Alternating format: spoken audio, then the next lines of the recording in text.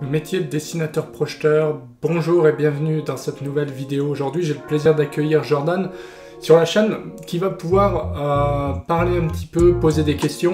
Et donc, on a réalisé cette interview, bien sûr, avec Jordan dans le but de répondre aussi à vos questions, à toutes les questions que vous pouvez vous poser à l'issue de vos études. Là, par exemple, lui, il est en BTS bâtiment, donc ça va être assez intéressant de voir quelles questions il a et comment j'ai pu lui répondre. Donc voilà, avant de regarder cette interview, pensez à vous abonner à la chaîne et à activer la petite clochette des notifications. Ça, c'est pour ne rien louper. Et je vous laisse regarder l'interview. Ok, c'est parti. Salut Jordan, du coup. Salut. J'espère que tu vas bien. Ça va. Ouais, ça va. Écoute, je te propose de commencer par te présenter, voir un petit peu ce que tu fais, tes études, tout ça. Ouais. Moi, je suis en BTS bâtiment à Boulogne-sur-Mer. C'est dans le Pas-de-Calais. D'accord. Je sais pas si tu connais. Ouais, bien sûr. Ouais, c'est Je situe, ouais. ouais, Boulogne-sur-Mer, c'est Touquet, plage et tout. Ouais, d'accord. Et là, j'ai entamé ma deuxième année de BTS. Ok, C'est plus pour faire dessinateur, auteur, les plans. d'accord. Ça marche. Et donc, tu avais des questions par rapport au métier, peut-être, ou à la formation, non? Quelques-unes. Ouais, vas-y, je t'écoute. Après, c'est pas trop des questions. Ouais, Déjà, c'était pour après le BTS. voir ce que tu peux Donc, faire. je voulais faire une licence. Ouais. Je ne sais pas quelle licence faire. Ça, je peux pas te dire. Après, je dirais que c'est en supplément. Moi, je sais que je me suis arrêté au BTS. Enfin, ça suffit largement en Ouais. fait pour trouver du boulot en bureau d'études, etc. Après, si tu veux faire une licence, c'est vraiment pour te spécialiser, je dirais. Il n'y a pas de Ouais. règle absolue, quoi. Ouais, après, c'était ça parce que je voulais faire soit arrêter de travailler. D'accord. Ouais, Ouais, et j'étais pas prêt. tu sais dans quel domaine? Plutôt de l'architecture ou de la charpente Euh, métal, structure en général? non, c'est plus comme toi, structure, béton. D'accord, ok. Et Parce donc, que du coup, faut utiliser le logiciel. ouais, d'accord. Ouais, concernant le logiciel, j'imagine que toi tu utilises AutoCAD principalement, peut-être un peu Ouais, autre chose pendant tes cours, non? ouais, mais là, on a fait AutoCAD en début d'année. Ouais, Et là, on fait très vite d'accord, ok, avant de partir. ça marche. C'est les deux principaux, enfin on Ouais, va dire que c'est les plus utilisés en fait en bureau d'études en général. ouais, On utilise principalement, enfin on va dire un bon 70% d'AutoCAD, voire 80% d'AutoCAD et 20% de Revit. Après, ouais. ça dépend des BE. Il y en a, ils vont utiliser du Allplan, d'autres du Tekla, mais après, c'est principalement quand même une base AutoCAD solide qu'il faut, quoi. C'est ça. Ouais, faut apprendre par cœur. Voilà, exactement. Et après, si tu cherches un bureau d'études structure, donc comme moi, oui, il y a beaucoup de débouchés, il y a Ouais, beaucoup de travail là-dedans, tu n'auras aucun souci, je dirais. C'est ouais, ils l'avantage. m'ont dit ils m'ont dit qu'en sortant, je pourrais tomber tout de suite. Ah ouais, carrément, carrément. Et c'est très recherché, donc il y aura aucun souci. C'est pour ça que faut surtout se Ouais, concentrer sur les logiciels, en fait, savoir un petit peu ce que c'est qu'un plan, la lecture de plan, tout ça. Ça, c'est peut-être ouais, en cours, c'est. c'est pas évident, ça suffit pas Ouais. toujours ce qu'on apprend, mais Ouais, c'est pour ça que là, je vais en faire un peu pour mes vacances. d'accord, ok. On va essayer de voir quels conseils Ouais. je pourrais te donner par rapport à ça. Parce que toi, qu'est-ce que tu as fait en fait pendant tes cours concrètement? Voilà, sur Revit, on a fait tout le bâtiment, plan fondation, Ouais, les murs, poutres, etc. Tous d'accord, les. Après, ouais, AutoCAD, c'est plus pour les fondations. ok. Pour l'instant, on a fait que ça. D'accord, ouais, vous avez pas fait de ferraillage, de choses comme ça sur AutoCAD? Bah, si, peut-être une fois en début d'année. D'accord, ah ouais, ça marche, ça Ouais. marche. Et toi, avant le BTS, t'avais fait un bac STI génie civil ou rien à voir? Non, Bac Pro. D'accord, ça marche. Et bac pro, Ouais, c'était... c'était rien à voir. D'accord, c'était pas orienté bâtiment ou... Non, là, c'était plus la peinture. D'accord, ça marche. ça marche. Ouais, donc c'est pas évident, hein, parce que c'est vrai que nous en BTS, bah, avant, enfin il y a des années, je crois que c'était 2000, dans les années 2015, quelque chose comme ça. Enfin, on faisait plus de dessins. C'est vrai que bah, il y avait pas Revit en fait. Il y avait, c'était vraiment de l'AutoCAD. On faisait des dessins, bah, surtout sur AutoCAD. Du coup, voilà, on avait le temps de bien pratiquer, peut-être plus que maintenant en fait. Ouais, parce que là, on a fait peut-être 2-3 mois dessus. Ouais, d'accord, ok. Parce que bah, là, ouais, on avait fait un DS sur la charpente et tout. D'accord, ok, ça marche. Ouais, c'était ça, et après, c'était Revit. Ok, ok, ça marche. Parce que ouais, ce qui est intéressant de faire, c'est vraiment des plans en fait de structure, s'entraîner déjà à lire des plans, Ouais, c'est un bah, peu la base quoi. Ouais. c'est pour ça que j'ai envie de faire ça, parce que les profs ils m'ont conseillé de faire ça. Ouais, d'accord. Ah, pendant les vacances, mais tout seul, ça peut galère. Ouais, c'est le problème. Ouais. Ouais. C'est le problème. Surtout que je connais personne qui fait ça. Ouais, ouais, c'est ça. Bah, par YouTube, mais bon. Ouais, voilà, moi, bah, c'est pour ça que je propose des vidéos Ouais, YouTube. Après, pour te montrer, bah, ce que je vais faire, je vais essayer de partager, je vais essayer de faire un partage d'écran en direct. On va voir ce que ça donne. Et bah voilà, parce que concrètement, en fait, bah, AutoCAD ouais, en lui-même, bah, voilà, bah, il faut déjà bien le maîtriser pour arriver à faire des choses sympas, type, bah, ouais. bah voilà, des Moi, murs. je Là, fais des bails pour ça. voilà. Donc là, c'est un exemple justement de villa, de choses comme ça qu'on peut s'entraîner à faire. Ouais, Bon, là, c'est un plan que j'avais fait avec un client avec des renforts, mais peu importe, on voit qu'il faut être capable quand même de dessiner des choses, des façades ouais, par exemple. Ça peut être un bon entraînement. Donc, tu pourrais envoyer ouais, c'est ça, éventuellement, ouais, ouais, je pourrais envoyer des fichiers éventuellement comme ça de travail ouais, pour parce que ça c'est un bon exercice. Moi je le fais souvent, c'est de prendre vraiment en fait les façades, redessiner un peu, faire une vue de dessus, quelque chose comme ça. Par exemple là c'est ouais, le j'ai premier vu. étage, des choses comme ça. Donc Et ça prendrait combien de temps à faire ça? ça, bah, quand on a l'habitude, c'est toujours pareil. Ça va prendre, allez, une journée, même pas, Ouais, une ou 2 journées. Mais c'est vrai que quand on commence, c'est plus à 3-4 jours, quoi. C'est toujours ouais. pareil. Donc, bah, Bah, moi, ouais, ouais, il y a les bases du dessin à connaître, en fait. Bah, tout ce qui est calque. C'est pour ça que je ouais, propose pas mal de vidéos là-dessus. C'est important parce que, voilà, il y a tout ce qui est ouais, je calque. sais qu'on peut désactiver les calques et tout. Voilà, c'est ça. Donc sur AutoCAD, c'est pas très compliqué en soi, mais en fait, ce qu'il faut comprendre, c'est qu'il y a bien des épaisseurs de traits. Par exemple, tout ce qui est coupé, tout ce qui est mur, ça va être plutôt en 0,7. Ça, c'est la norme, hein. Ouais, Après, 0,35 pour les éléments qui sont vus, comme les poutres, par exemple, en vue de dessus. ouais, Bah, typiquement, c'est pour ça qu'on a des choses.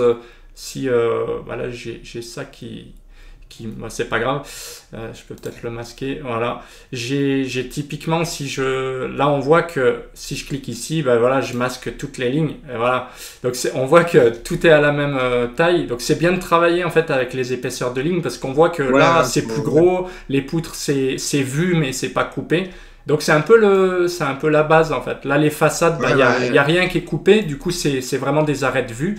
Et après, le reste, tout ce qui est par exemple, je sais pas, des cotations, des choses comme ça qu'on pourrait faire, c'est du ouais, 0,25, quelque chose comme ça, en épaisseur de trait.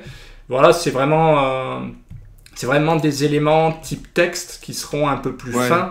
Voilà, donc ça fait partie des normes de dessin. Il faut un petit peu le rabâcher, le lire. Je pense que tu as vu ça dans ta formation, mais Ouais, bah, les cotations, on l'a fait. Bah, en fait, ouais. ouais, on a tout fait, mais pas les bases. Ouais, voilà, c'est vraiment les Après, on bases. n'a pas été dans les plus concrets ou un truc comme ça. Voilà, c'est pour ça que je conseille de faire vraiment un projet simple, mais jusqu'au bout. Par Ouais, exemple, les cotes, ben, on sait qu'après, voilà, on va faire par exemple une cote complète là. Ben, voilà, on va s'amuser à. Une fois qu'on a tout coté, on sait qu'ici, on va pouvoir mettre par exemple fois la hauteur. Ça peut être une porte de 2 ouais. mètres 10 de haut. Après, il y a les allées. Voilà, c'est ça. Est-ce que là, on indique un seuil de 0, par exemple? Ici, on peut supposer une allège, effectivement. Donc, ça va être une fenêtre de, je sais pas moi, 110 de haut, avec une allège. Ouais, Voilà, donc tout ça, c'est des petites choses. Mais bah, il faut, je sais pas, je vais mettre 100, voilà, quelque chose comme ça. C'est des faut petites savoir. choses, mais faut le savoir, faut pratiquer. Ouais, Voilà. Quel Ouais, c'est exemple? loin d'avoir tout savoir. Ouais, c'est ça. Donc ça, c'est vraiment la base du dessin. On peut voir, par exemple, Ouais. enfin, moi j'utilise un gabarit, mais concrètement, c'est voilà comment on repère des pastilles, des dalles, en fait, des épaisseurs de dalles. Par exemple, on va Ça, les indiquer, gars, ouais, j'ai du mal ça, à le mettre. voilà. Donc ça, tout ça, c'est au début, c'est ce que je conseille, c'est vraiment savoir ben, qu'on va, par exemple, sur la maison. Enfin, typiquement, en fait, ce qui est important en structure hein, pour nous, c'est vraiment mettre, par Ouais. exemple, le niveau, un niveau, ben, je sais pas, est-ce qu'on est à 2 mètres de haut ici? C'est quoi Donc, bah, on va la- supposer, je vais le mettre en 12, on suppose en fait un niveau brut, par exemple, mais ça peut être un niveau fini.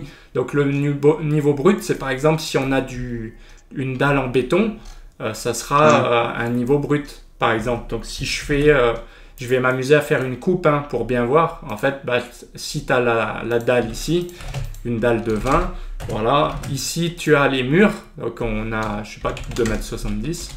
Je vais copier ça comme ça rapidement, hein, c'est pour aller vite. Pour comprendre en fait que là il y a l'étage du dessus par exemple. Hop, celui-là bah, on va continuer Bug un comme peu. ça. Voilà, en bas bah, on va avoir par exemple des fondations, hein, d'accord. On va avoir des Ouais. fondations comme ça. Tac. Donc là je vais vite, hein, c'est vraiment pour dire de faire quelque chose. Et donc là on voit que effectivement, c'est le niveau brut. Ça va être, par exemple, le plus 2 mètres que j'ai indiqué là. Bah, on va le retrouver, par exemple, là. Donc ça, c'est important. Après, tout ce qui est chape, je ne sais pas si toi, tu l'as vu, c'est tout ce qui est carrelage, finition, en fait. Euh, ouais, mais non, ça, je l'ai pas vu, c'est grand stade. Voilà. Donc, par exemple, là, je fais, en fait, pour aller vite, hein, je fais, en fait, tout ce qui est coupé. Et là, la chape, par exemple, ça sera plus fin. Et ça peut être une chape de 7 cm ou 6 cm. Du coup, bah, si je rajoute un niveau là, bien penser à mettre par exemple 2,07 et fini par exemple. Voilà. Bah, Ouais. comme je disais, on met bien le niveau brut, le niveau fini. Et du coup, après c'est pareil, bah, on coupe, on l'a, mais le but c'est que sur la vue en plan, on le mette aussi. Donc par exemple, bah, on va remettre les mêmes infos. Là, souvent il y a des doublons. Hein. Par exemple, on va remettre la même chose. Ouais. Supposant qu'il n'y ait pas la coupe, au moins on a déjà l'info, quoi. On va mettre fini. Ça, c'est ce que je conseille pour commencer. Par exemple, l'épaisseur, pareil. Bah, même si elle est cotée ici, donc on peut s'amuser à la coter là, tac, je mets 20 cm, hein. Bah, faut quand même la mettre sur le plan. Donc, là, supposons il y a une dalle aussi, voilà. Je vais coter aussi, on essaye de coter par groupe hein, déjà, c'est mieux quoi. On cote tout Ouais. le long tant qu'à faire. Là, je vais Ouais, le ils m'ont dit mettre. de faire une seule ligne.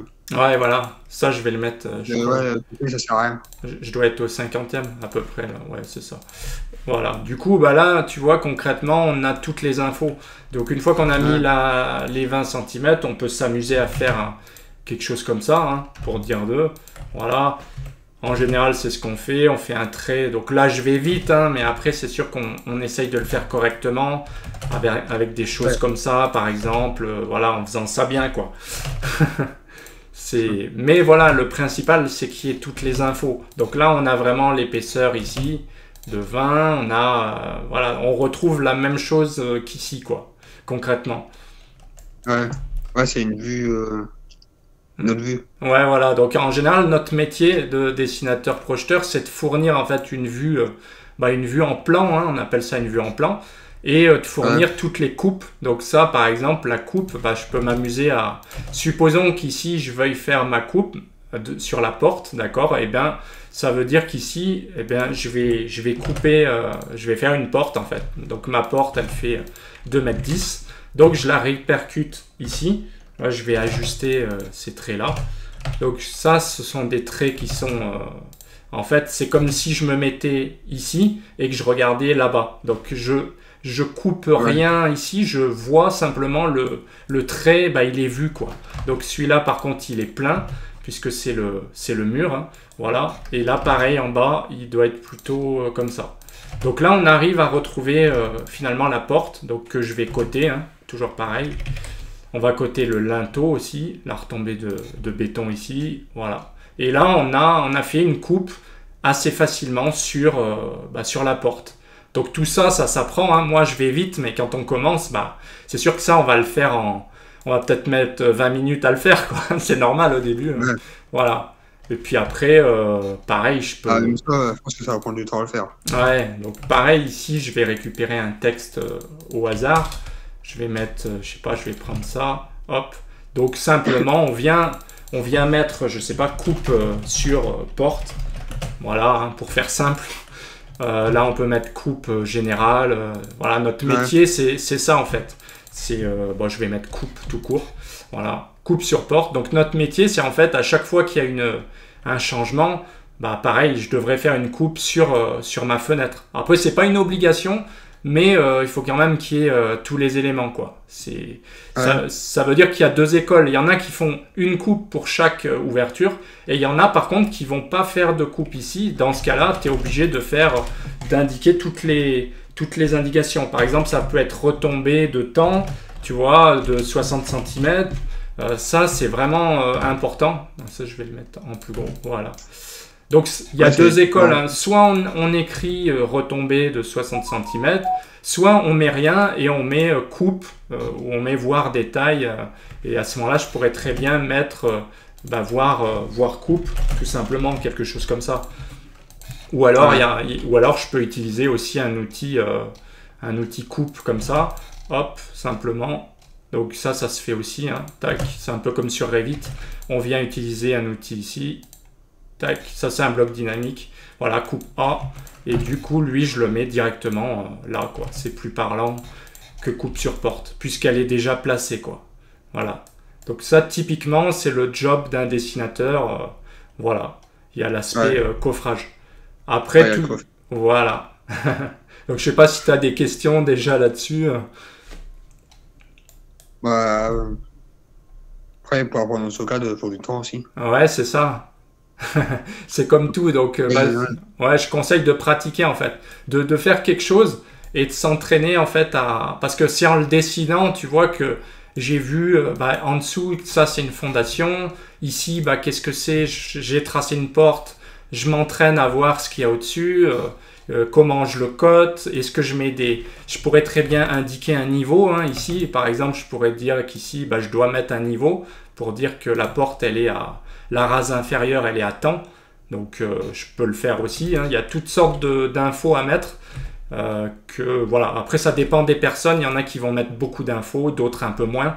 Le principal, c'est que, en fait, quand on fait un plan, enfin, nous, en tant que professionnels, quand je fais un plan, en fait, on veille à ce qu'il y ait toutes les infos parce que sur le chantier, ils vont prendre ça, ça va devenir un linteau, quoi. Pour eux, c'est un linteau. Donc, il manque une info, ils vont t'appeler et ils vont gueuler, quoi. Ils vont dire que ça va pas et ils sauront pas placer les choses, etc. Supposons qu'il n'y ait pas la hauteur, typiquement, ça pose problème, quoi. Donc là, au moins, en faisant ça, on s'assure de mettre toutes les infos. Là, il y a tout ce qu'il faut, quoi. On est sûr qu'ils vont pas appeler. Voilà, et puis c'est pareil pour le ferraillage. Donc le ferraillage, on va supposer ici par exemple, il y a des CV, donc des CV, là je le fais grossièrement, tu vas avoir 4 barres en fait dans les angles, hein, quelque chose comme ça. Tu vas avoir le cadre que j'ai tracé vite fait comme ça, que je peux faire pour faire bien comme ça, voilà. Donc ça c'est, supposons que ce soit un cadre, hein, par exemple. Donc tous ces éléments, ça va être à faire correctement, quoi. Donc là, c'est dans un premier temps, il y a un repérage. On pourrait très bien mettre que ça, c'est un CV1, par exemple. Du coup, il faudra faire un plan de ferraillage pour dire que ça, c'est le CV1. Donc, concrètement, comment ça marche? Quand je fais un plan de ferraillage, j'utilise, je vais l'ouvrir, hein. J'utilise par exemple un gabarit ou un truc comme ça. On va prendre un modèle. Je vais prendre l'armature. On va prendre quoi? Exemple, ok. On va prendre quelque chose comme ça qui est déjà fait. Voilà. Comme ça sera plus parlant pour toi. Donc voilà, le plan de ferraillage, par exemple, quand on voyait CV1, concrètement, on va le retrouver. Alors, où est-ce qu'ils sont? Ils doivent être avec les poteaux, là. Ils sont là. Donc, concrètement, le CV1, voilà. Est-ce qu'il est comme ça? Est-ce que c'est un CV3? Pareil, dans ce cas-là, on met les dimensions. Donc là, j'utilise GCA. C'est un applicatif que j'ai développé et que je propose au projeteur en fait, direct, au bureau d'études. Et du coup, ici, tu retrouves bien toutes les infos, c'est-à-dire que tu as les longueurs de barre, tu as les cadres, là, il est bien dessiné pour le coup, et tu vois, tu peux dire, donc là, vu que l'applicatif est bien fait, tu peux mettre 8 armatures de 14. Par exemple, 8 HA14, ça va donner ça. Donc tu vois, là, il y a un gros gain de temps parce que le boulot est déjà fait, quoi. Donc ça, c'est grâce à l'applicatif. Donc si je mets à jour un petit peu, je vois que mes dimensions se mettent à jour. J'ai des longueurs de recouvrement. Je sais pas, tu as dû voir ça pour les aciers, le recouvrement des aciers. Tu as tout ce qui est longueur développée pour les cadres, donc tu retrouves une longueur. Et tu as les espacements de cadres. Concrètement, voilà, le cadre qui est le cadre 2 avec l'épingle 3, donc il y en a le double, hein, il y en a 50 du coup, et 25 cadres, tu les retrouves ici. Donc là, je me suis pas amusé. Alors c'est pareil, il y a 2 écoles, il y en a qui vont tous les dessiner. Moi, je pars du principe que je dessine le premier, le dernier, à chaque espacement en fait. Et j'indique simplement qu'il y a 24 espacements tous les 10 cm, ce qui te donne 25 éléments, puisque tu as un cadre de plus, quoi. Forcément. Voilà. C'est des espacements, donc tu rajoutes un élément pour avoir le nombre total. Donc tu retrouves bien l'espacement, tu retrouves bien le nombre, tu retrouves le nombre de HA14. Donc là, pareil, j'ai fait une coupe en regardant par là. Donc tu as bien ces 2 barres qui sont vues, plus le cadre qui est vu aussi avec l'épingle, quoi. Voilà. Donc ça, c'est un exemple. Ouais, Et donc, voilà. Donc là, la difficulté des plans de ferraillage, c'est qu'en fait, tu as beaucoup d'éléments. Ça peut être des poteaux, ça peut être les linteaux. Hein. Par exemple, le linteau qu'on a vu tout à l'heure, il va falloir le dessiner. Il était un petit peu comme ça. Sauf que notre linteau, il faisait plutôt 62 hauts. Voilà, donc il va falloir dessiner il fait 62 retombées. Du coup, le linteau, il faut le redessiner correctement avec les bonnes dimensions, quoi. Donc, et après, est-ce qu'il y a un U, est-ce qu'il y a un cadre? Ça, c'est l'ingénieur qui va définir combien d'acier. Ça peut être des aciers comme ça peut être... Est-ce qu'il faut des épingles, des étriers? Ça, c'est plutôt l'ingénieur. Et notre boulot de dessinateur, c'est de redessiner, en fait, les éléments, tu vois, correctement. Voilà, tout simplement. Donc, ça peut donner des trucs plan ferraillage. Ouais, voilà. Donc, ça, le ferraillage, c'est quelque chose d'assez important. On retrouve les fondations, on retrouve tous les éléments. Donc, chaque élément numéroté sur la vue en plan, le coffrage, doit être ferraillé, quoi. Et ça, c'est pareil, le ferraillage va partir chez ce qu'on appelle les armaturiers, qui, eux, vont fabriquer tout ça, les cages d'armature, hein, comme on appelle ça. Et tout ça, ça part sur le chantier. Voilà. Et le maçon, il n'a plus qu'à les mettre dedans, grosso modo, et puis à couler son béton, quoi. Pour faire simple. Bien sûr, il y a toujours des adaptations, il peut y avoir des choses, des aciers non soudés, des choses comme ça. Mais grosso modo, c'est ça. Ensuite, tu peux avoir des nappes. Donc ça, c'est des ferraillages de dalles, hein, comme on appelle ça, en fait. Concrètement, si tu es en vue de dessus, eh bien, tu dois dire j'ai tel panneau de treillis soudés ici. Donc, c'est ce qu'on voit ici. C'est une vue de dessus. Et là, ici, je vais avoir un panneau de ST35 qui se recouvre avec un autre, qui fait telle dimension, etc. Voilà. Donc ça, typiquement, c'est notre boulot aussi. Ça reste du ferraillage. Donc, plan de nappe, armature de dalle, on appelle ça, et plan d'armature ou plan de ferraillage standard. Voilà, donc il y a vraiment les deux. Hein. Tout ce qu'on dessine doit être ferraillé, doit être armé. Donc c'est toute la complexité en fait. C'est à la fois simple et à la fois simple parce que c'est répétitif. Hein. C'est des panneaux standards. Par exemple, tu vas trouver en AppSup beaucoup de PAF 10. C'est de la maille carrée. C'est des panneaux standards. Tu vas trouver des ST20 et là-dedans, tu vas trouver aussi d'autres types de panneaux. Donc là, c'est un bloc dynamique. Mais tu vois, grosso modo, tu as tous ces types de panneaux, quoi. Ça, tu as dû en entendre parler. Tout le catalogue ADET, donc avec tous les panneaux hein, qui sont utilisés, quoi. Donc tout ce qui est C, c'est de la maille carrée. Hein, donc ça veut dire que tu as les mêmes armatures en X et en Y. Pareil pour le PAF 10. À mon époque, c'était du ST10. Donc de temps en temps, ça change de nom. Il y en a qui sont supprimés aussi, de temps en temps, c'est simplifié. Mais voilà, Ouais. grosso modo, donc quand tu as du ST50, ça veut dire que tu portes ta dalle d'un côté. Quand tu as du ST50C, c'est que tu as besoin de porter tes panneaux de part et d'autre. Donc là, on voit par exemple pour un balcon, c'est assez intéressant cet exemple. Le ST60, il ramène la charge à l'intérieur. Donc on voit qu'on vient équilibrer le balcon, le porte-à-faux, grâce à ces tirants donc, de ce côté-là. Par contre, on peut avoir un cas plus standard. Alors, est-ce qu'il y a le cas ici? Voilà, bah, ST20 par exemple, là ça suffit largement, puisque dans le sens porteur, tu vas avoir un peu plus d'armature, dans le sens secondaire, un peu moins, mais concrètement, on porte plutôt sur le petit côté, donc ça suffit largement. Dans certains cas, on préconise de mettre plutôt, dans certains cas, hein, on pourrait très bien dire il faut, mais ça c'est l'ingénieur qui va le décider, ou le calculateur qui va dire ben, il faut mettre ici du ST25C parce que il faut porter vraiment sur les 4 appuis, c'est nécessaire quoi. Donc voilà, ça c'est notre job de dessiner ça comme ça. Ouais. Donc là j'utilise moi un outil qui me mâche un peu le travail. Mais c'est vrai que quand j'ai commencé, c'était, bah, tu avais une trame comme ça. Il fallait faire un trait pour le sens porteur, une flèche pour le sens non porteur. Voilà, donc tu es obligé de faire quelque chose comme ça. Tu es obligé d'indiquer ici que tu as un ST25C, de temps par temps, donc tu vois 2,40 m par, je sais pas, 6 mètres de long. Donc on voit que ça peut être compliqué, d'autant plus que quand il faut se taper tous les panneaux un par un, c'est pas simple. Là, j'ai supprimé la XREF. Donc là, on voit que c'est pas le cas. Hein. Quand je fais, par exemple, je sais pas, si je viens étirer quelque chose comme ça, si lui, je le prends, je le mets là, lui, il me mâche le travail. C'est-à-dire que si je fais régène, on voit qu'il me recalcule le nombre de panneaux. Il me dit ici, il reste 1,60 m automatiquement. Voilà, j'ai juste à faire ça et lui, il me calcule tout le reste. Donc ça, c'est assez intéressant. Voilà, on voit 2,09 par exemple, juste en faisant régène. Donc ça, c'est un gros avantage des blocs dynamiques que moi, j'utilise depuis maintenant plus de 7 ans, quoi. Parce qu'avant, c'était ça, c'était à la main. Il fallait le faire, c'est-à-dire tout recalculer à chaque fois. Ce qui est un peu lourd. Ouais, c'est maintenant.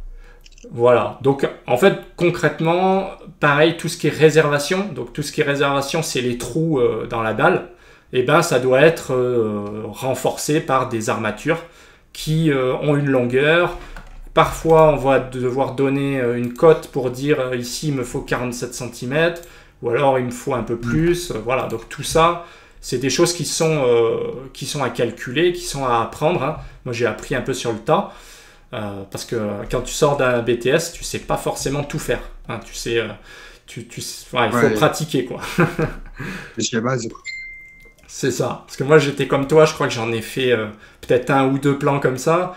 Mais tu vois jamais en fait tous les éléments, t'as pas le temps de tout faire. Du coup, tu dois apprendre à faire des murs un peu tordus, tu dois apprendre à faire des chaînages particuliers, tu dois apprendre à faire des linteaux, voilà. Donc tout ça, ça s'apprend. Hein. Il y a différents types d'ancrage, ce qu'on appelle normalisé quand même. C'est pareil, les barres, tu peux avoir des barres comme ça en général. C'est soit elles sont crossées, comme on dit, à 90, donc comme ça, hein, avec des HA16 par exemple. Soit elles sont à 135, ça peut être 180, donc on le retrouve dans le catalogue ici GCA. Mais sinon, pareil, c'est à toi de le faire manuellement, quoi. Donc là, par exemple, si je prends 180, HA12, voilà, ça dessine des barres automatiquement pour moi, quoi. Donc j'ai juste à mettre à jour et c'est terminé. Mais c'est sûr que quand on commence, tout ça, on doit le faire un par un.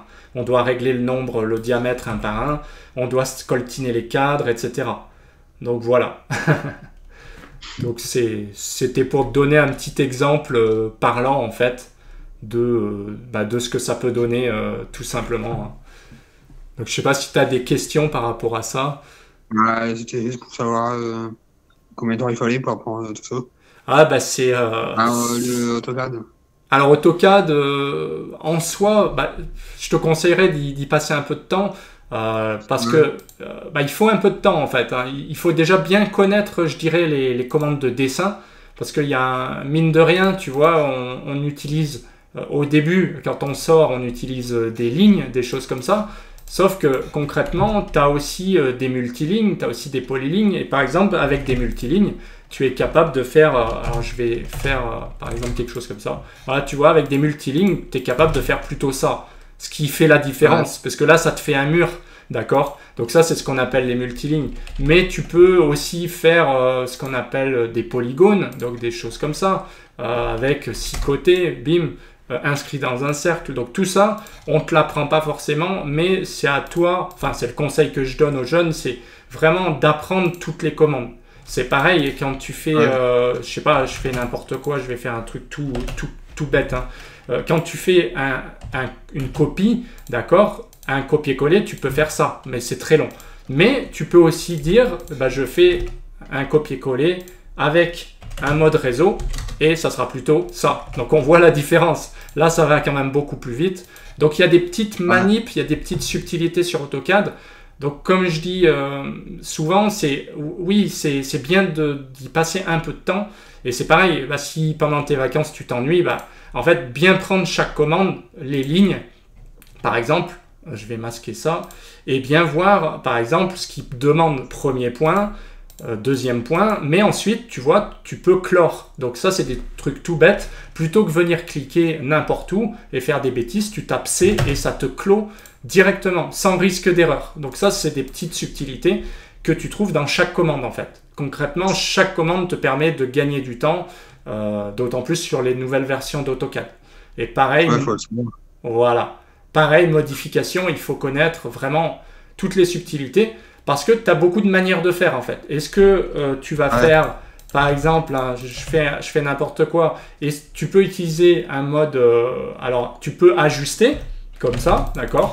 Ouais, je sais. Donc ça, c'est pratique. Tu peux prolonger, voilà, et tu peux aussi faire des choses comme ça. C'est-à-dire que plutôt que ajuster, tu peux aussi couper au niveau d'un point, et cliquer là, et tu vois, tu as 2 lignes directement. Donc là, c'est des trucs tout bêtes. Mais pareil, dans les modifications, il y a un peu plus que les copier-coller et les déplacer. Il faut quand même maîtriser les miroirs, les raccords, des choses un petit peu plus complexes. Par exemple, les raccords, là où ça peut être utile, c'est typiquement pour les cadres. Bah, si tu as des cadres particuliers, tu fais raccord, RD hein, pour moi.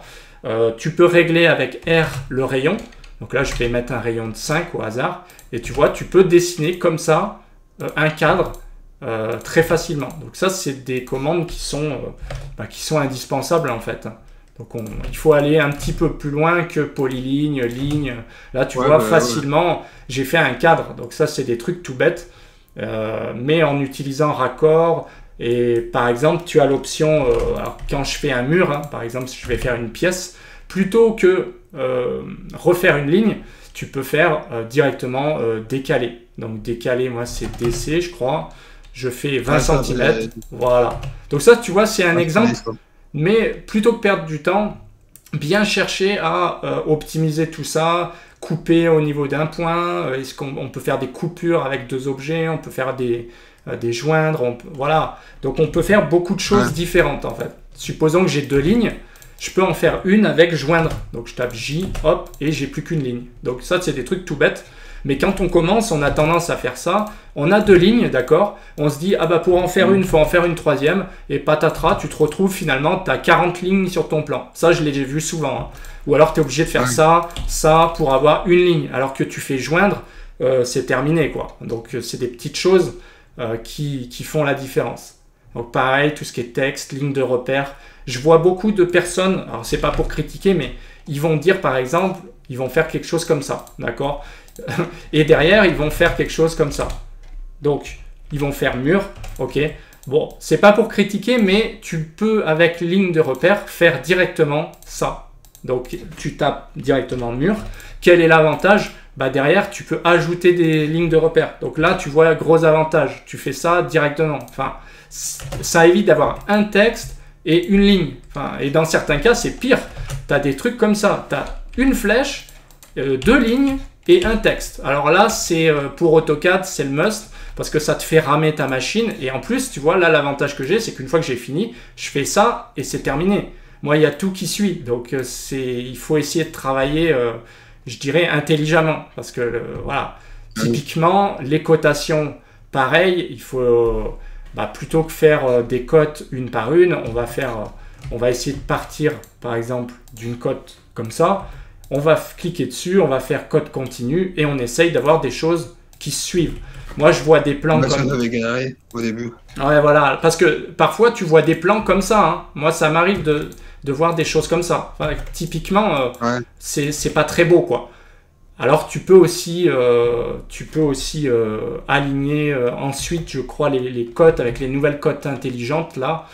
Tu peux les aligner par rapport à une cote et tu peux aligner, je crois, en sélectionnant les autres. Je sais plus comment exactement, comment je faisais. Je crois que je faisais comme ça. Et il demande d'aligner. Donc après, on sélectionne la cote de base, on fait entrer. Ah non, on sélectionne les autres et bim, il les aligne direct. Donc comme quoi, il faut essayer de... Tu vois, des choses comme ça, finalement, il faut bien creuser parce que les cotes, en fait, il y a beaucoup de choses dedans. Donc il faut pas se contenter de faire une cote comme ça et une autre cote et dire c'est fini. Il faut essayer de creuser un petit peu, voir ici qu'est-ce que j'ai, qu'est-ce qu'il me propose. Bah, je peux faire ça. Je peux faire une nouvelle ligne de base où je peux la continuer. Voilà, donc ça c'est intéressant. Je peux aussi étirer le groupe de cotes. Donc ça, il y a des choses cachées comme ça, je dirais, hein, qui font partie de l'apprentissage. Enfin, moi c'est comme ça que je fonctionne en fait. AutoCAD, j'ai appris sur le tas. Et plus je passe de temps dessus, plus j'essaie, plus je trouve des choses, en fait, tout simplement. Ouais. Pareil pour les... Peut-être 1 heure ou 2 par jour. Exactement, c'est comme tout en fait, c'est la pratique. Par exemple, dans les calques, au début, on va utiliser cette palette-là. Mais il y a aussi tout ce qui est isoler les calques, des choses comme ça, par exemple. Alors pourquoi c'est pratique? Parce que quand je suis en train de faire des armatures, à tout moment, je peux dire, bah, je vais isoler le calque armature, comme ça, par exemple. Donc là, j'ai toutes mes armatures. Je peux faire associer calque, donc là, c'est le contraire, donc ça me rétablit les calques. Et je peux dire, maintenant, j'isole le calque. Je vais essayer d'isoler un calque coffrage comme ça, voilà. Et qu'est-ce qui se passe? Là, je peux faire tous mes coffrages. Et ensuite, je peux faire mes armatures dedans. Donc là, tu vois un exemple typique, il n'y en a pas beaucoup qui l'utilisent. Et pourtant, le réflexe isoler, assigner calque, eh ben, c'est juste énorme. Parce que, par exemple, quand tu étires, si tu fais pas gaffe, tu vas étirer n'importe quoi. Tu vas avoir du texte, tu vas avoir des bêtises. Que si tu prends le temps d'isoler ton calque, tu étires ça, tu es sûr que tes armatures, elles vont pas bouger. Donc, tu seras pas embêté. Ça peut être un exemple, quoi. Ou alors, si tu veux pas que ton texte bouge, tu peux aussi le verrouiller. Tu peux verrouiller des cotes comme ceci. Et là, voilà. Typiquement, je suis sûr de ne pas faire de bêtises. Maintenant, je peux bouger mes barres, mais les cotes, elles ne bougent plus. Ou alors, je peux changer mon coffrage sans changer mes textes, par exemple. Donc ça, c'est tout des petites commandes utiles. Par exemple, déverrouiller un calque, isoler un calque, masquer un calque si j'en ai pas besoin, par exemple. Donc ça peut être pas mal.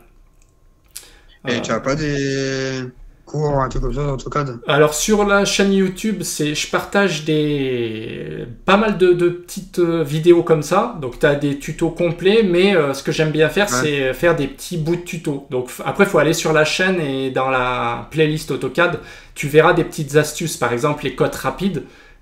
Tu peux avoir des petites astuces, tu peux avoir des textes, comment on fait un tableau, des textes. Parce que j'aime bien donner des astuces, mais pour faire un cours complet, il faudrait que ça dure 4 heures en fait, voire 2 jours complets. Donc du coup, je fais plutôt des bouts de vidéo pour montrer tout ça, quoi. Voilà.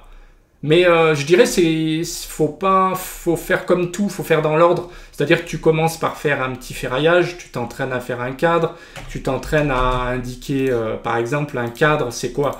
C'est tu donnes un diamètre, donc tu vas donner un nombre, par exemple 20 cadres, il y en a qui mettent cadre, il y en a qui vont mettre HA6 pour donner le diamètre du cadre. Ensuite, tu donnes la longueur, par exemple, longueur, il fait 1 mètre. Et derrière, qu'est-ce qui te reste? Eh ben, il te reste à donner, par exemple, le croquis. Donc, je fais un bout de croquis comme ça, hein. Je m'embête pas. Ou alors, on peut faire un copier-coller, mais voilà. C'est vraiment pour donner une trame. Ça, je vais le mettre là. Voilà. En fait, ce qui est important, c'est quand tu t'entraînes, tu vas jusqu'au bout. C'est-à-dire que le cadre, combien il fait? Eh ben, là, il fait, par exemple, 10 par 20 de haut. Ben, je vais le placer comme ça. Hop. Donc là, si si le maçon demain, si je fais déplacer, hop, si le maçon demain reçoit mes plans, il saura qu'il y a les cadres, il y a la longueur du cadre, il y a les dimensions, donc il fait 10 par 20 de haut. Je pense que là, visuellement, c'est plus, mais c'est pas grave, ça peut être voilà, 30. C'est un exemple. Hein. Donc, c'est pour dire que, enfin, moi, de temps en temps, c'est ce que je fais pour trouver des nouvelles méthodes. J'essaye pour pas oublier aussi, bah, c'est important de bien tracer les éléments. Parce que même s'il y a Revit et tout ça, ça remplace pas le fait de créer ces éléments, tout ça, c'est important. Hein. Il y en a beaucoup qui se créent des bibliothèques de cadres comme ça, et c'est tant mieux, parce qu'une fois que c'est fait, bah, tu as ton croquis de cadre, tu essayes de te faire une bibliothèque aussi. Ça, c'est important. Comme ça, à chaque fois que tu dessines, bah, c'est comme moi, hein, tu as toujours les mêmes cadres, tu peux étirer, tu peux faire miroir. Voilà, ça, c'est des blocs dynamiques, donc il y a des cours là-dessus. Et on voit que ce que j'ai fait, il est directement là. Et je peux mettre des épingles, je peux mettre des U, enfin toutes sortes de choses en fait. On voit par exemple, je peux très bien décider de mettre des U comme ça, faire de la rotation directement. Voilà. Donc ça, c'est grâce au bloc dynamique. Voilà. Bon, là, le U, il faudrait qu'il rentre plutôt comme ça. Mais c'est un exemple. Je fais CTRL Z. Voilà. Donc, comme ça, je rétablis par défaut. Et donc pour le coffrage, bah, c'est à peu près pareil, hein. Il faut s'entraîner. Il faut par exemple là avec multiligne, c'est ce que je fais, multiligne, j'essaye de rentrer des valeurs. Par exemple, je vais mettre 2 mètres, ensuite je vais faire une porte qui fait ici 1 mètre, enfin, ou une fenêtre, qu'importe. Voilà, on peut faire des choses sympas quoi, avec les multilignes. Je peux faire des choses un peu comme ça, hop. Et l'avantage des multilignes, c'est que quand tu double-cliques, il te propose des choses. Par exemple, tu es ouvert, hop, je clique là et là, bim, il m'a ouvert directement. Donc concrètement, pour les fondations, ce qui est bien, c'est que multiligne, tu as la possibilité de régler l'échelle. Je vais mettre une fondation de 50, et là, je fais directement des fondasses, donc des semelles filantes. Là, je les clique au pif, hein. Je vais les cliquer comme ça. Et là, voilà, c'est directement, je vais avoir quelque chose comme ça. Je double-clique pour venir ouvrir de là à là. Donc là, typiquement, je vais le changer de calque, je le mets comme ça. J'ai mon mur, j'ai le linteau directement ici. Voilà, c'est assez basique. J'ai ma semelle, d'accord, qui a été faite, que je peux mettre en vert, hein, pourquoi pas. Et donc ça a été très vite. Mais c'est une question d'habitude en fait. De temps en temps, il faut essayer, il faut faire des essais. Parfois, c'est trop long, parfois tu vas... Mais en tout cas, c'est toujours plus rapide que si tu commences à faire quelque chose comme ça. Ensuite, tu vas faire ça. C'est ce que je faisais au début. Voilà, là, c'est interminable. Et encore, je vais vite, hein, parce que j'ai l'habitude. Mais quand tu n'as pas l'habitude, c'est galère. Hein. Et en plus, derrière, tu es obligé d'hériter chaque ligne. Alors que là, les multilignes, hop, sont déjà... Après, je peux les décomposer. Hein. Une fois que j'ai fini, je les décompose. Comme ça, je peux rajouter des engravures, des petites choses comme ça. Il faut juste taper multiligne. Ouais, moi, je tape... alors, j'utilise plus trop le ruban, puisque j'utilise que les raccourcis, mais on doit les trouver dans les... peut-être dans les... Je sais pas où. Moi, ce que je fais... je tape directement ML. Je me suis fait des raccourcis. Ou multiligne, comme ça. Et là, directement, tu fais tes multilignes. En réglant... Alors, bien sûr, quand tu tapes multiligne, tu règles bien ici l'échelle, la justification. Donc, est-ce que c'est par rapport au haut du curseur? Moi, tu as vu, c'est à l'axe. Donc, ça me va bien. Et tu peux régler un peu... donc, l'échelle, c'est la taille entre... du mur, hein, concrètement. Si je mets ici 20... entrée, j'ai un mur de 20, tout simplement. C'est aussi simple que ça. Et l'avantage, c'est que j'ai 2 poignées que je peux venir étirer facilement. Voilà. Et je peux changer aussi dans propriété la justification des multilignes. Je peux mettre haut. Donc là, mon curseur, il est là, hein, il est en haut. Hein, ou alors, ça peut être en bas aussi, ou à l'axe. 0, c'est à l'axe. Voilà, par exemple. Donc ça explique pourquoi j'ai mes poignées ici et pas là, quoi. Tout simplement. Voilà. Ouais, moi je faisais à la main à chaque fois. Ouais, c'est ça. C'est pour ça qu'il faut... Sur AutoCAD, c'est important parce que notre métier, par exemple, Ici, grosso modo, une fois que tu as repéré tes éléments, je dirais, les CV, c'est tous les mêmes. Donc, au final, moi, ce que je fais, il y a beaucoup de copier-coller. Donc, CP, tu peux faire des copies comme ça, tu peux faire des copies multiples. Ouais, donc, c'est pour ça, les raccourcis, moi, ce que je fais, j'utilise toujours, là, par exemple, CP. C'est devenu une habitude parce que sinon, si tu t'amuses à aller chercher copier à chaque fois, tu perds un temps fou. Que là, moi, je me concentre là, je fais CP et je déplace, tout simplement. Enfin, je copie. Et pareil pour déplacer, je fais DP et je déplace et c'est tout. Ou alors, tu peux aussi utiliser ça. Tu peux cliquer au milieu de ton objet, et le déplacer. Donc, il y a des petites subtilités à connaître. Voilà. D'où l'intérêt de bien s'entraîner. Il y a pas mal de choses. Moi, j'en apprends tous les jours parfois sur AutoCAD parce que parfois je clique sur un bouton, ça va me faire des choses un peu bizarres. Faut essayer de comprendre pourquoi. Alors parfois, tu as loupé une action, etc. Donc c'est assez intéressant en fait. Le mieux, c'est de faire un cahier sur AutoCAD. Exactement, c'est ça. Avec c'est ça. Fonctions. Oui, voilà. Parce que, honnêtement, AutoCAD, après, moi, j'utilise toujours les mêmes. Hein. Mais c'est vrai qu'au départ, il y en a, même s'il y en a 20 ou 30, on n'arrive pas à les retenir, en fait. C'est ça le truc.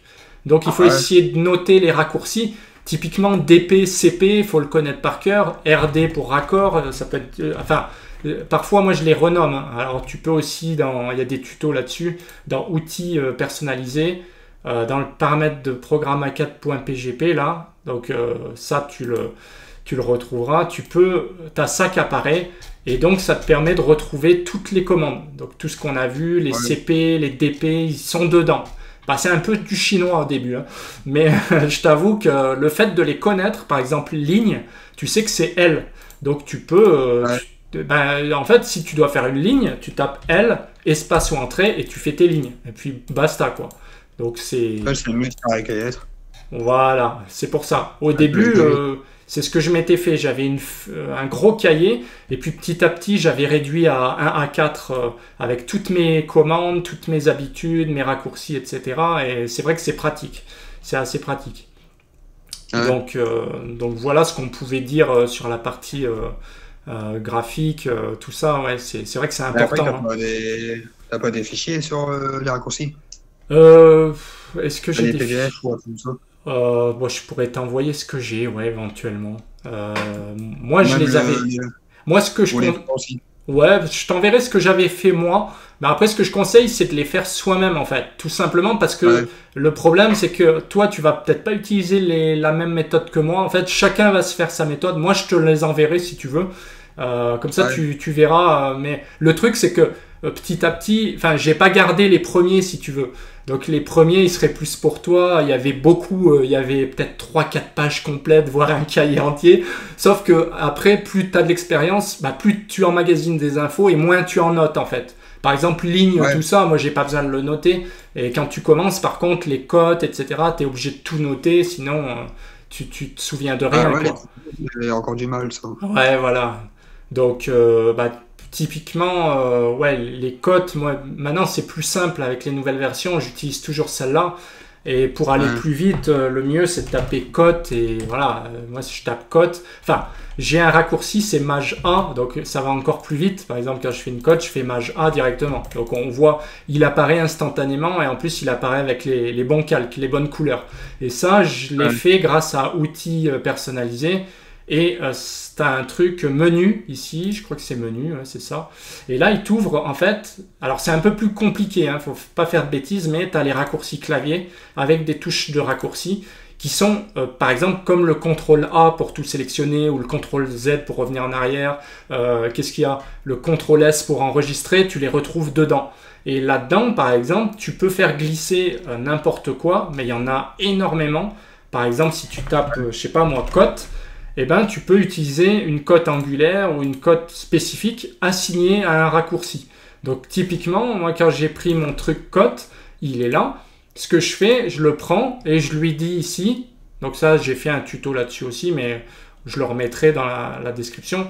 quand je clique là, tu vois, il y a le Maj A. Mais ça, tu peux mettre ce que tu veux. Alors bien sûr, il ne faut pas mettre CTRL A ou CTRL S, puisqu'ils existent déjà. Si je le fais, il va me le dire. Hein. De toute façon, il va dire, attention, actuellement affecté à enregistrer. Ça serait bête de faire CTRL S. Mais si je fais un Maj A, un Maj I ou ce que je veux, il n'existe pas.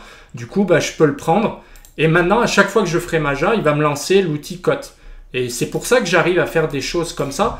Bah voilà, cote, il apparaît tout de suite. Ça va plus vite que de taper cote et de cliquer, voilà, ça va toujours plus vite de faire Maj A. Je fais Maj A, hop, et terminé, il apparaît. Et pareil ici, Maj A, hop. On peut pas faire plus rapide en fait.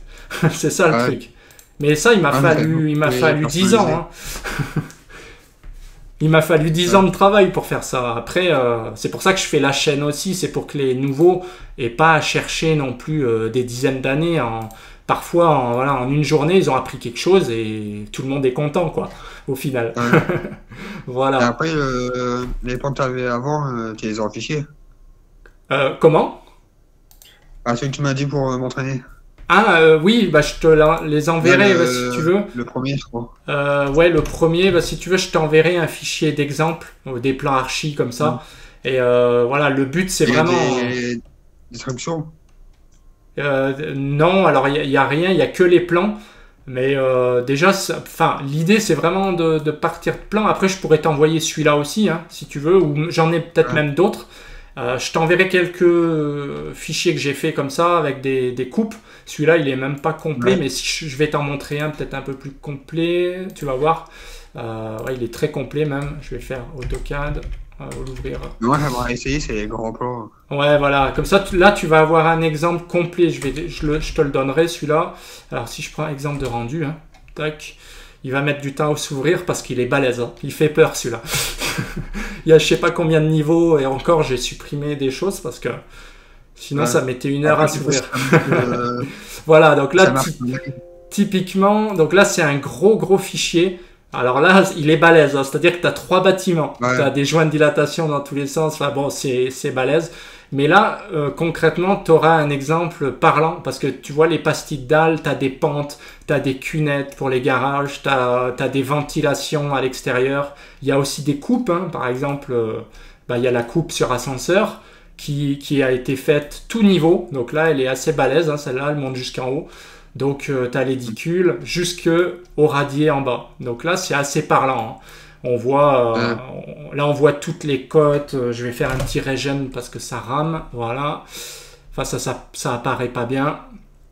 Là, ça va être mieux. Je vais le refaire, mais galérer. Ouais, voilà. Donc ça, c'est un exemple que ça prend du temps. Hein. Concrètement, je t'avoue que même pour moi, faire une coupe comme ça, ça va prendre quand même, 2 heures, 1h30, 2 heures quand même des fois. Parce qu'il faut, il n'y a pas que la coupe en elle-même en fait. Généralement, ce que je fais, la petite astuce offerte, c'est fenêtre. C'est-à-dire que fenêtre, ça va te couper ton écran en deux, s'il veut bien fonctionner. Je vais faire ça. Voilà, fenêtre. Ce que je fais ça. Je fais 2 verticales, tac. Pourquoi? Parce que quand tu vas faire ta coupe, c'est plus facile de voir le plan. Donc, je coupe en 2, là, tu vois. Donc là, j'ai ma coupe d'un côté. Et pour faire la coupe, la difficulté, en fait, c'est qu'il te faut tous les plans. Donc, il te faut déjà il faut les fondations pour dessiner ça. Ensuite, quand tu montes, il te faut aussi le sous-sol qui est ici. Voilà. Donc, avec les linteaux, etc. Donc là, on retrouve le linteau, on retrouve la porte qui est ici. Hein, voilà.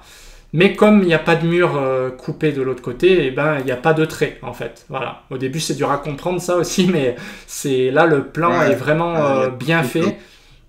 Tu vois, typiquement, ce qu'on va voir comme trait coupé, c'est celui-là. Donc ce trait qui sera coupé, ce sera peut-être pour le niveau du dessus. Voilà, un truc comme ça. Pourquoi? Parce que là, il y a une arête ici. Et il y a une arête ici. Et là, oui, tu as un trait là et tu as un trait là. C'est tout. Ça ne représente pas les portes, en fait. Hein. Ça représente les murs, grosso modo. Voilà. Ça, les trucs en bleu, c'est les traits mis, non? Ouais, c'est ça. J'utilise ça pour le pochage. Alors, pareil, c'est un bloc. Hein. C'est un bloc dynamique qu'on peut utiliser comme ça, qui est assez sympa. Ouais, ça, j'ai déjà utilisé ça. Mais sinon, concrètement, moi, ce que je faisais avant, c'est ça. Hein. Tu le représentes sous forme d'un truc comme ça, voilà, ça peut être un truc. Le tout, c'est de matérialiser un vide. Sinon, bah pareil, le maçon peut très bien penser, alors ils sont pas idiots, ils savent qu'il y a un ascenseur, mais on sait jamais. Parfois, tu peux avoir des surprises. Si tu le mets pas et que le mec il vient te mettre une dalle dans l'ascenseur, t'es mal, quoi. Ça peut arriver. Et pareil pour les escaliers, hein, on le voit en dessous là. Je fais juste un CTRL Z. Voilà, on le voit en dessous. Et là, il y a une trémie pour dire attention, il n'y a rien. Et on représente des marches d'escalier en disant que là, il y a un escalier préfa en général qui arrive, c'est préfabriqué. Et ils viennent le poser. Mais en fait, le problème, c'est que quand ils font ça, en général, ils font d'abord ça, mais il n'y a pas d'escalier. Donc si tu mets rien ici, si jamais ils te le remplissent de béton, pareil, et s'ils te font une dalle ici, t'es mal, quoi. Tu peux plus mettre l'escalier. T'es obligé de tout casser. On a vu des cas comme ça, hein, ça m'est déjà arrivé, moi. Ouais, des trucs tout bêtes, tu mets pas la trémie, en plus ta flèche qui est là, par malheur, elle coupe, par exemple, typiquement, t'en mets une qui vient montrer ça, et il peut très bien se dire, ah bah là, oui, mais il y a une dalle, puisque vous venez chercher ça, en plus, s'il n'y a pas ça, pour lui, il y a une dalle, c'est sûr. Voilà, donc des trucs comme ça, faut être vigilant. C'est pour ça qu'on matérialise toujours des trémies pour montrer que c'est une réservation. Il peut y avoir des décaissés, des saignés. Donc là, c'est un bel exemple. On voit qu'il y a des sens d'ouverture. Il peut être comme ça, il peut être dans l'autre sens aussi. Donc ça, c'est tout du bloc. Hein. Et après, si j'essaie de le faire, comment commencer par quoi? Si j'essaie de le faire, je peux commencer par quoi? Ah, pour faire un truc comme ça? Ouais. Déjà, la base du dessin, c'est que vraiment, en fait, ce qui se passe, c'est qu'on commence par un plan architecte. Donc, en général, t'as rien, mais ce que tu as, ça va être, par exemple, tu vas avoir, par exemple, un plan comme ça. Donc, tu vas avoir un plan comme ça, qui est un plan d'architecte, avec des isolants, des trucs comme ça. Toi, derrière, comme tu as ça, tu vas pouvoir t'amuser, je vais le mettre un peu plus loin, je vais le mettre là, hop, tu vas t'amuser déjà à identifier. Donc, là, déjà, c'est un beau plan d'architecte, hein, si tu as ça. Le problème des plans d'archi, c'est que derrière, ils vont te dessiner des choses qui servent à rien. C'est-à-dire que tu vas avoir ici des isolants, tout un tas de bazar qu'il faudra enlever, en fait, grosso modo. C'est pour ça qu'en fait, quand on prend les plans architectes, tu viens épurer le plan. En fait, c'est ce que je fais. Je vais voir si j'ai un exemple. Parce que un plan architecte... où est-ce que j'avais ça? Je vais aller là-dedans. Document pro. Je vais te montrer un plan archi ce que c'est. Qu'est-ce que je vais... C'est dans quoi? Peut-être dans cours. Oh là, et toi, ça arrive pas l'après-midi. Je vais prendre celui-là. Est-ce que j'ai ça? Ouais, j'ai ça par exemple. Ça, c'est un exemple. Et encore... plan archi, voilà, on va prendre celui-là. C'est un exemple de plan. Donc concrètement, en général, tu commences pas avec rien, mais quasiment. C'est-à-dire que tu as un plan comme ça. Donc ça peut faire peur. Hein. Ouais. J'avoue, ça fait peur, d'autant plus que celui-là, par exemple, typiquement, là j'ai décomposé ce que c'était le bazar, ça rame, il y a des textes partout. Donc le premier job, on va dire, ça va être de l'épurer, ce plan-là. C'est-à-dire que, voilà, là, justement, je vais utiliser, pourquoi pas la commande isoler, je vais essayer d'isoler des choses. Donc là, ça tombe bien, je peux isoler, par exemple, tout ce qui est texte, les chambres, les lits, le mobilier, on s'en fout, les chiottes, on s'en tape. Donc, par exemple, là, le but, c'est d'isoler un maximum. Et ensuite, une fois qu'on a enlevé tout ce qui est, par exemple, ça, nous, ce qui compte, c'est de garder le mur qui est là, et on va repasser par-dessus. C'est-à-dire que je vais faire quelque chose comme ça.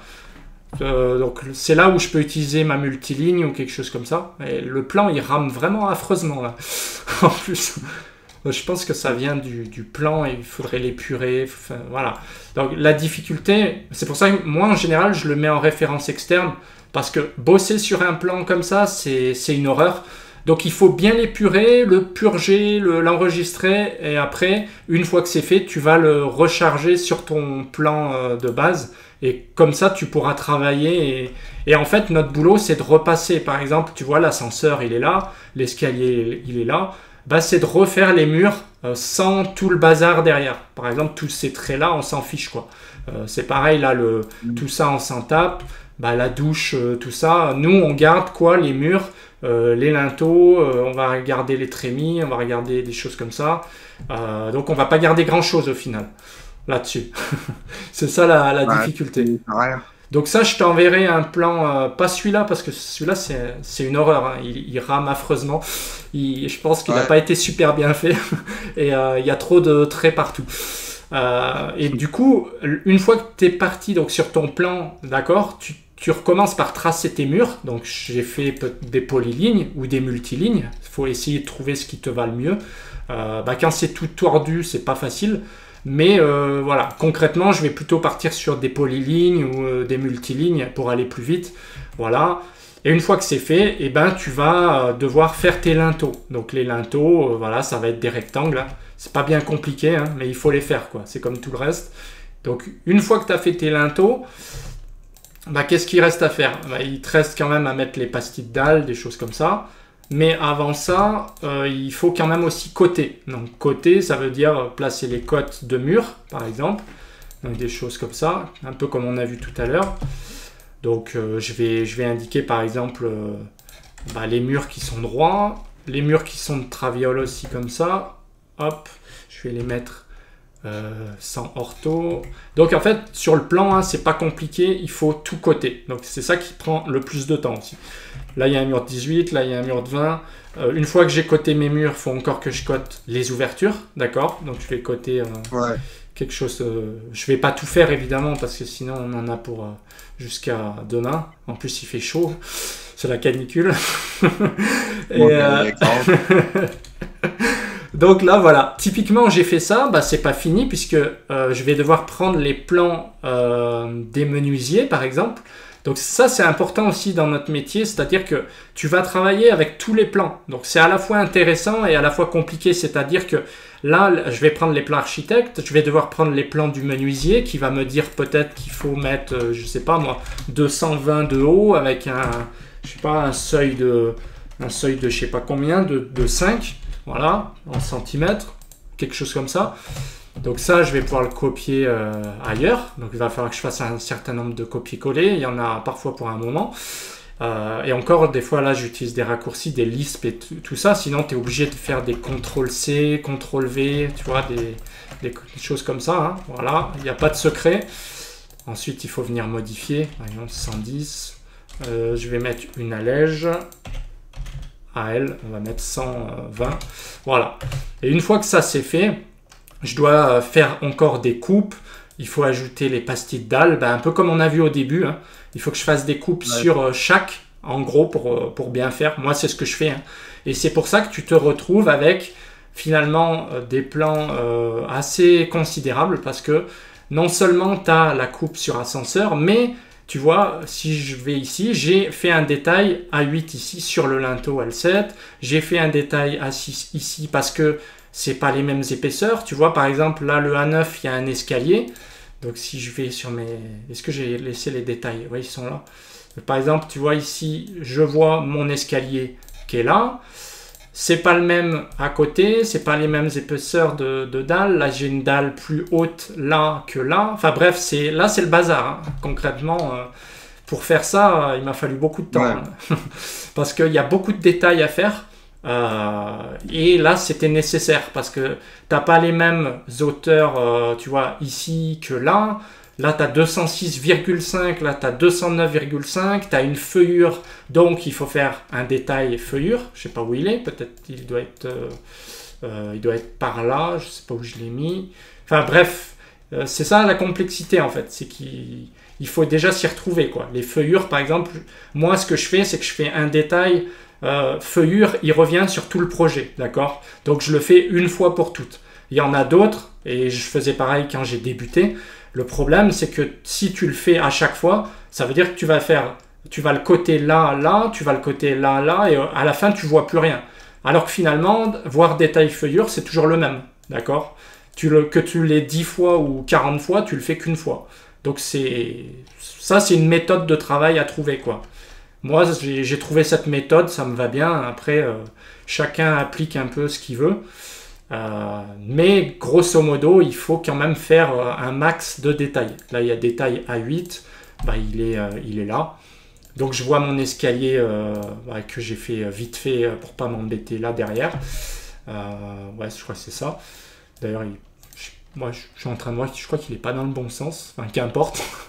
Mais tu vois, là c'est vachement poussé quoi, parce que c'est important par rapport aux épaisseurs. Là je retrouve mon moins 0,75 brut, il est là. Il y a le moins 0,60 fini, il y a l'épaisseur de dalle sur les deux. Donc là il n'y a pas de risque d'erreur en gros. S'il se trompe, faut le faire exprès parce qu'il a tous les détails partout, enfin voilà. Et pareil, tu as le ferraillage, c'est-à-dire que tu as les murs, mur M16, il va devoir aller voir son carnet mur, bah, le mur M16, il va le trouver. Le CV 412Q, il va le trouver aussi. Tu vois, là, c'est pas simple parce que tu as beaucoup de lettres différentes, mais bon, c'est une méthode de travail. Et t'as des cotations dans tous les sens. Enfin, là, c'était pas simple. Hein, c'est pas simple. Après, quand tu es dans des niveaux, par exemple, je sais pas moi, rez-de-chaussée, ça va un petit peu mieux. C'est-à-dire qu'il y a un petit peu moins de cotations, ça va quand même mieux, quoi. Mais c'est vrai que dans les sous-sols, c'est compliqué, hein, parce que t'as pas beaucoup de place, il y a des trous partout. Enfin, on voit là, c'est un gruyère. Hein. Ouais. Il y a des trous vraiment de partout ici, il y a des trous dans les murs là, pour passer les réseaux, les réseaux de plomberie, d'électricité. Voilà, t'as le plombier qui va passer toutes ses gaines. Enfin, c'est pas simple, c'est pas simple. Voilà pour le principe. Ouais, d'accord. Donc, tu vois, en fait, à chaque détail, typiquement ici, ça paraît tout bête, mais quand tu prends, je sais pas si j'ai fait le détail ou la coupe, c'est le A4. Ça doit être une coupe, je sais plus où elle doit être là, peut-être.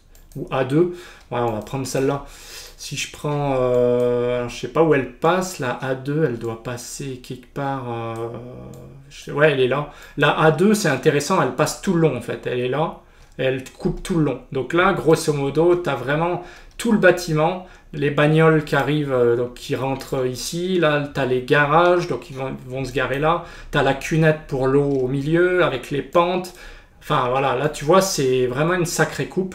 Et ça montre un petit peu le projet, quoi. Donc tu peux pas y échapper. Donc pour t'entraîner, tu es bien obligé à minima, faut quand même faire une coupe pour montrer comment ça marche. Pour montrer voilà, que tu es comme ça, il y a des pentes, il y a des hauteurs, il y a des poutres, il y a des dallettes sur plot, c'est ce qu'on voit ici. Là, tu as de la végétalisation, donc c'est de la terre ici, hein, avec des équerres préfabriquées, enfin bref. Les gens, ils accèdent ici à leur... je pense qu'il y a les premiers apparts ici. Là, ils viennent dans leur jardin et ils ont un petit bout de pelouse. Parfois, c'est inaccessible. Là, je me rappelle plus, je t'avouerai. Mais voilà, t'as des choses comme ça. Donc, là, le niveau de détail, il est quand même assez élevé, quoi. On voit, il y a les dallettes sur plot qui sont représentées là. Toujours avec des systèmes de blocs dynamiques. Hein. Tu peux régler ça. Voilà, ça prend un petit peu de temps quand même. On met pour une semaine. Ah ben là, c'est-à-dire que c'est quand je bossais dans mon ancien BE, c'est-à-dire que là, pour faire ça, t'as une semaine quoi pour faire tout ça. Ouais. Donc, mine de rien, une semaine, voire 2 semaines pour faire tout ça, c'est quand même chaud, quoi, parce que t'as tout l'ascenseur à sortir, t'as tous les détails qu'on a vus ici. Enfin voilà, t'as toutes les portes, t'as toutes les cotations, t'as toutes les réservations à mettre, et tu vois, il y en a un paquet, quoi. Surtout que parfois, ça marche pas, quoi. Il y en a qui te mettent des réservations dans les portes, mais t'as plus de béton, ou alors ça tombe dans la porte, donc ça marche pas bien. Tu vois des choses, parfois, c'est compliqué, quoi. Donc c'est vrai que le métier de dessinateur, il est bien, il est très intéressant, mais on est aussi là pour... c'est pas que des plans, si tu veux. On est aussi là pour dire... le tuyau, enfin le trou qui passe là, donc je sais pas si on le verrait par exemple, est-ce qu'on voit un trou là? Peut-être pas, dommage, mais tu vois concrètement ce trou là, si demain il était ici, là ça marche pas, parce que ici il faut penser que t'as des ferraillages à passer, donc il faut vérifier que le trou, le plombier l'a prévu par exemple là, ici, voilà, c'est un exemple, hein. Donc tout ça, ça se vérifie. Donc c'est pour ça que ça prend du temps. Il faut vérifier, est-ce que j'ai au moins 15 cm de béton? Allez, 12 mini, vraiment mini, hein. Là, j'ai 17, je considère que c'est bon. Par contre, si le trou, il vient me le mettre là, bah, ça veut dire que je suis obligé de passer 1 heure au téléphone pour faire le point et dire, bah, là, ça va pas, enfin bref. Parfois, c'est dur à gérer. C'est ça, pour moi, le plus compliqué, en fait. En tant que dessinateur, c'est pas tant de faire les plans, c'est d'avoir l'esprit critique. Parce qu'au début, tu le vois pas au début. Tu te contentes de faire ça, t'es content, tu mets ça, tu recopies bêtement, sauf que parfois, bah, ça donne ça, quoi. Voilà. Donc, si ça donne ça, bah, l'ingénieur, il va venir te tirer les oreilles en disant, bah là, mon pote, comment je mets mes aciers en bas? Là, ça marche pas, quoi. Donc, faut appeler le plombier, tu passes 1 heure au téléphone, et c'est des petites choses comme ça qui font que, bah, à la fois, c'est intéressant, mais à la fois, faut pas se louper, quoi. Voilà. Je sais pas si... Mais bon, ça, rassure-toi, tu vas apprendre sur le tas. Le plus important, c'est vraiment de commencer par des trucs simples, hein. Là, je te montre ça, c'est vraiment extrême, hein. Là, avant de faire des projets comme ça, il m'a fallu 10 ans, hein, de bureau d'études. Enfin, au moins 7-8 ans pour... ouais, je dirais 6-7 ans facile pour sortir des plans comme ça. Parce que là, c'est compliqué. C'est quand même compliqué. Plus que les villas du début où là... oui, concrètement, t'as un petit truc, t'as pas de tuyau à mettre, t'as pas de trou, t'as rien. Bon, c'est tout la même chose, donc tu fais un CV, c'est pas, t'en as 40, c'est tous les mêmes. Enfin bref, tu fais quoi? T'as une fenêtre, une porte, donc là, c'est grosso modo, ça, en une journée, t'as fait le truc. Mais pour t'entraîner, je te conseille de commencer par de la villa, parce que c'est, mine de rien, c'est assez varié, hein, les villas. Tu peux avoir t'as des pentes, t'as toutes sortes de choses. Et c'est pour moi plus intéressant, hein, pour commencer que les gros immeubles, quoi. Je sais pas si tu as des tutos sur ça. Comment? Des tutos sur les villas ou ouais, si, j'ai fait un tuto sur comment dessiner une villa de A à Z. Je le mets en description, en commentaire aussi. Je te le mettrai, je t'enverrai les liens et l'exo là. Mais tu verras, ouais, typiquement pour dessiner des choses comme ça, oui, ça se fait, hein. Tout ce que je t'ai montré là, tout ce que je montre, je l'explique un peu dans le tuto. Et voilà, c'est pas non plus quelque chose d'extrêmement compliqué, mais c'est surtout, je te dirais, le conseil, c'est de prendre le temps de dessiner, de bien comprendre que ce que tu dessines là, c'est un linteau. Voilà, ça je vais masquer les... Je vais garder que le texte, ça m'énerve les trucs, je vais garder que ça. Voilà. Ça me saoule les trucs rouges. Voilà, donc concrètement, il faut comprendre que ça, c'est des murs, que là, tu vas avoir un linteau ici, que le linteau, ça correspond à ça en coupe. Donc le conseil, c'est ça, plutôt que vouloir faire trop de projets, déjà, si tu fais ça, tu utilises bien AutoCAD, ok, tu apprends à faire les coupes, les fondations, des choses comme ça, donc ça peut être intéressant. Voilà, parce que là, typiquement, tu fais ton plan de fondation, donc tu vas avoir des semelles qui font 50 ou 60, quelque chose, bon, même 50, hein, tout le long. Tu vas avoir, si tu as des poteaux de semelles ponctuelles, mais tu vas pas avoir trop de boulot. C'est-à-dire que tu as un étage à faire, et puis tu vois tes ouvertures, tu représentes tes linteaux, des poutres, tu peux mettre de la ferraille pour t'entraîner là-dedans. Enfin voilà, c'est assez intéressant, hein, comme projet déjà. Je dirais, c'est le conseil, il faut y aller petit à petit. Tu commences par des projets comme ça, tu peux dessiner un petit escalier, voilà, avant de faire des ascenseurs et des trucs hors normes. Donc voilà. Je vais remettre ça. Tac. Donc je sais pas si tu as d'autres questions par rapport à ce qu'on a vu. Bah, pas trop, c'était juste pour le salaire. Alors le salaire, bah... les bureaux aussi. Alors les salaires, ça dépend, je dirais 2000 € brut en gros, quand tu commences. Ça peut être 1009, ça peut être... ça dépend, c'est entre 1900 et 2100 € quand tu commences en brut, hein. Après, les salaires, ça peut monter jusqu'à plus de 3000 € quand même pour un dessinateur projeteur. Avec de l'expérience, évidemment, pas au bout de 2 ans, mais quand tu as 10 ans de boutique, ouais, tu peux commencer à bien gagner ta vie quand même. Parce que bah, y a tout ce qu'on a vu. T'as vu quand tu es capable de faire des gros plans comme ça veut dire que as quand même des responsabilités. C'est ce qu'on a vu quand tu as des poutres partout, tu t'exposes quand même à faire des erreurs et donc c'est normal que tu sois payé parce que c'est compliqué à gérer et tout. Voilà. Ouais, faut tout savoir. C'est ça. Mais au niveau du salaire, en tout cas, moi, je trouve que c'est très très intéressant. On va pas se mentir, c'est quand même bien payé pour un dessinateur. Même si tu commences à 1 800 € brut, c'est déjà pas mal, quoi. C'est déjà pas mal. Voilà. Après, c'est comme tout, ça se négocie, hein, si tu peux. Mais bon, plus tu as pratiqué pendant tes vacances ou, je sais pas, tu as fait des stages ou tu as de l'expérience, tu t'es entraîné, je sais pas, tu as essayé, mieux c'est aussi pour te vendre derrière, c'est sûr. Parce que il n'y a pas que le salaire, en fait. C'est simplement je me souviens, quand je suis sorti de l'école, enfin, après mon BTS, le recruteur, il va simplement te dire, qu'est-ce que vous savez faire, en fait.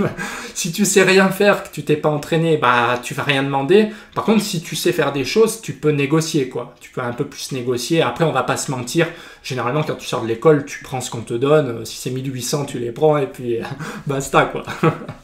Ouais. Et après, tu te fais de l'expérience et chemin faisant, tu peux demander plus. C'est ça, je pense. Ouais. Voilà. Je sais pas si tu as d'autres questions par rapport au job, au BE en général, je sais pas. Pas trop. Là. Ouais.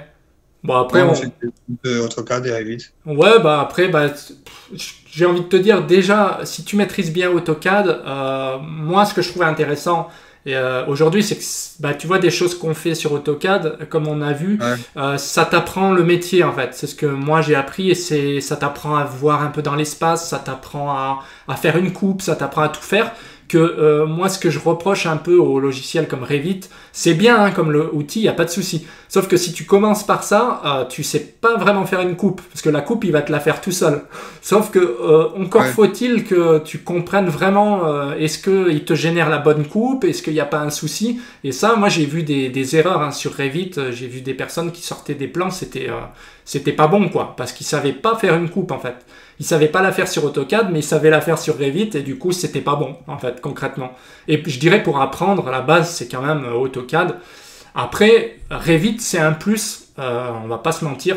Si tu as le temps d'apprendre un petit peu Revit, à modéliser quelque chose de simple, c'est un plus. Ça peut être un plus, c'est vrai. Mais la base, c'est AutoCAD. Quand tu sors en bureau d'études, ils utilisent les ferraillages exclusivement sur AutoCAD et des applicatifs compatibles AutoCAD, alors que Revit, pour l'instant, c'est purement du coffrage déjà. Donc tout ce qui est armature, je te conseille de rester sur AutoCAD, mais même les plans de coffrage, on va te mettre sur AutoCAD de toute façon quand tu commences. Donc si tu es bon sur AutoCAD, on va te former sur Revit, on te payera une formation, il n'y a pas de souci.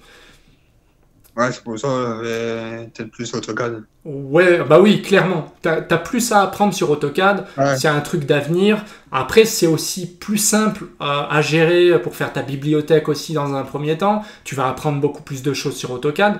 Voilà, tu peux faire un peu les deux, mais si tu dois t'entraîner, ce que je t'ai montré là, on voit que tu peux devenir assez à l'aise et tu peux. En fait, l'avantage de AutoCAD, c'est qu'il est généraliste. C'est-à-dire que tu peux tout faire, tu peux faire vraiment des barres, tu peux faire des traits qui modélisent des choses, que sur Revit, t'es un peu limité, on va dire. Donc c'est un peu plus compliqué aussi Revit. Tu vas y passer beaucoup de temps pour, parfois, on l'entend, pas grand-chose. Donc quand on commence, je le déconseille. Ouais, nous on a fini par Revit Ouais, en avril. d'accord. Ouais. Ouais, on avait fait 2 plans de coffrage d'un bâtiment. Ouais, voilà, ouais, le coffrage, ça va bien. Ouais. Après, pour s'entraîner, c'est bien.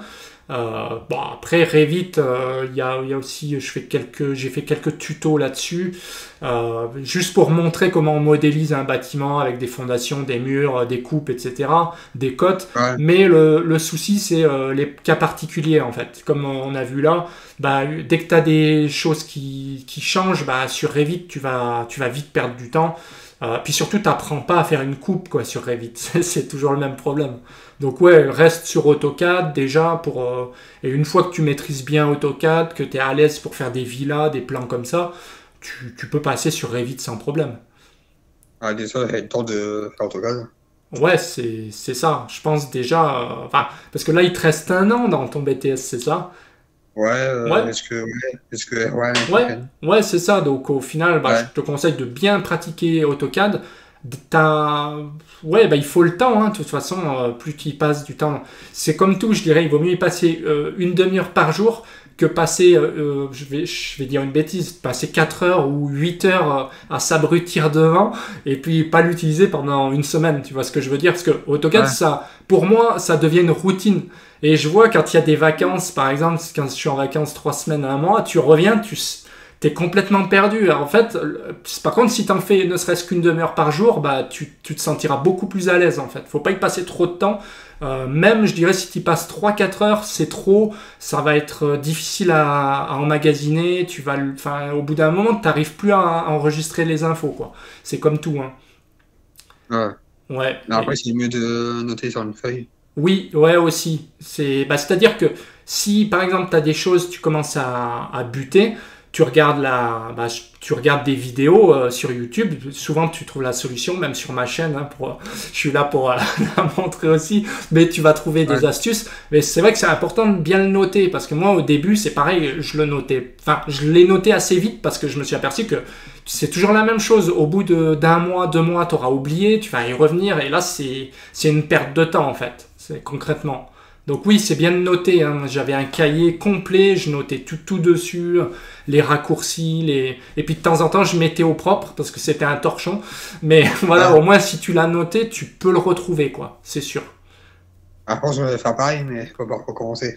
Alors, bah, je dirais, Après, les premiers, ouais. ouais, ce qui est bien, c'est que justement, si tu prends le projet Villa, bah, concrètement, tu vas faire dans l'ordre. Du coup, tu sauras, par exemple, que la villa, tu vas, par exemple, tracer les murs. Si tu as des soucis pour les raccords, des machins comme ça, tu vas le noter. Ensuite, tu vas faire des coupes. Bah, pareil, tu vas dire qu'est-ce qui te bloque, est-ce que c'est des cotes, est-ce que c'est des choses comme ça. Bah, tu peux faire un peu dans l'ordre. Donc moi, c'est ce que je conseille, c'est essayer de garder un ordre, faire la vue en plan, par exemple. Tu pars du plan architecte, tu fais les murs, après tu fais les linteaux, après tu fais les cotes, et ensuite tu fais tes coupes, tu mets tes cotes, tu mets tout, tu mets tes pastilles de dalle. Comme ça, fait ça, tu crées une sorte de routine en fait. Moi, c'est ce que j'essayais de faire parce que c'est loin d'être évident. Ouais, Et comme ça, le fait de toujours faire dans le même sens, déjà, tu oublies moins de choses. Et en plus, tu vas pouvoir retrouver dans tes notes, voilà, petit à petit, tu vas retrouver en fait. ouais. Mais ouais, c'est pas simple, hein, c'est sûr. C'est sûr. Moi, je me souviens, je galérais. Hein. Quand j'ai commencé, c'était vraiment une horreur hein, pour moi. Et pourtant, c'était les premiers AutoCAD. Il n'y avait pas trop de. Enfin, il y avait peut-être moins de commandes, je sais plus, mais c'était vraiment. C'est sûr que c'est compliqué. C'est compliqué. Après, ce Ouais. que je préconise aussi, c'est d'essayer assez vite de se passer des raccourcis. Parce qu'en fait, moi, du moment que j'ai compris que cette barre de ruban, ou à l'époque c'était des boutons, mais que le ruban il sert à rien, ben, là tu gagnes du temps en fait. Parce que, en fait, au lieu de faire une cote ou une ligne et que ça te semble compliqué, parce que tu sais pas en fait où c'est, est-ce que c'est dans le début, tu sais plus, donc tu vas devoir tout noter, ben au moins si tu sais que tu tapes ligne, bah tu te casseras moins la tête. Tu notes ligne et L égale ligne et puis terminé quoi. C'est Ouais, là-dessus, je pense que tu peux gagner du temps aussi. Donc bien utiliser les raccourcis, bien faire les choses un petit peu dans l'ordre, pratiquer régulièrement déjà que AutoCAD parce que honnêtement, si tu passes de AutoCAD à Revit, c'est pas du tout la même logique en fait hein, comme truc. Même moi j'ai du mal. Hein. Passer de l'un à l'autre, c'est pas bon. Si tu fais un jour Revit, un jour AutoCAD, t'es complètement perdu. Hein. Honnêtement, il vaut mieux faire, si tu veux, 3 semaines AutoCAD, après tu fais une semaine Revit, après tu repars à AutoCAD. Tu vois ce que je veux dire? Il vaut mieux faire ça. ouais, Et pareil, le dernier conseil, peut-être, c'est si tu fais une villa comme ça, bah, je sais pas, tu fais d'abord, par exemple, en une journée, hein, tu vas faire la vue en plan, tu vas tracer des murs, des linteaux, après, si ça te saoule, le lendemain, tu vas passer qu'une heure, tu vas faire des cotes, tu vas faire des textes. Et puis, le troisième jour, tu fais que la coupe, par exemple. Avec tes cotes, ta coupe, t'en fais qu'une, tu vois. Faut pas vouloir en faire trop. Moi, c'est ça. Faut pas se mettre trop la pression, en fait, je dirais. Parce que le truc, c'est que si plus tu te mets la pression, tu veux en faire un maximum, plus finalement tu vas louper des infos. Il faut prendre le temps. Et franchement, ouais, il vaut mieux prendre le temps de faire correctement, de bien comprendre, d'y revenir, plutôt que vouloir faire 3-4 coupes dans la journée. Et au final, tu sais, 2 jours après, tu t'aperçois que c'est tout faux, que tu n'as rien compris, des choses comme ça, quoi. Et puis, n'hésite pas, si tu as besoin de m'envoyer des documents, même via LinkedIn ou par mail, t'hésites pas, hein, comme ça je te dirai si je vois des boulettes ou des choses comme ça. Ouais, après, si ça va par mail, ça va marcher aussi. Ouais, voilà. Mais voilà, après, il n'y a pas de mauvaise solution. Je pense que tu as je sais pas si tu as le guide du projeteur ou le guide du dessinateur en bâtiment. Moi, j'avais ça, je crois, à l'époque. Non, j'ai pas le nom. Mais si tu as, je sais pas, par exemple, un cahier avec des exemples, tu sais, de cotation ou des cours, bah, n'hésite pas, comme ça, t'essayes de reproduire la même chose. Après, moi, je te dirai ce que j'en pense, comment je fais, je te donnerai aussi mes exemples. Après, comme je te dis, moi, c'est pareil, ce qui est intéressant, c'est que j'ai travaillé avec beaucoup de projeteurs différents, avec beaucoup d'ingénieurs. En fait, personne n'a un travail pareil. T'en as, ils vont coter d'une certaine manière et tout ça. Je dirais, c'est pas vraiment très, très important. Ce qui est important, c'est que pour toi, ce soit cohérent. C'est-à-dire que tu sais que toi, quand tu fais quelque chose, tu le fais de telle manière.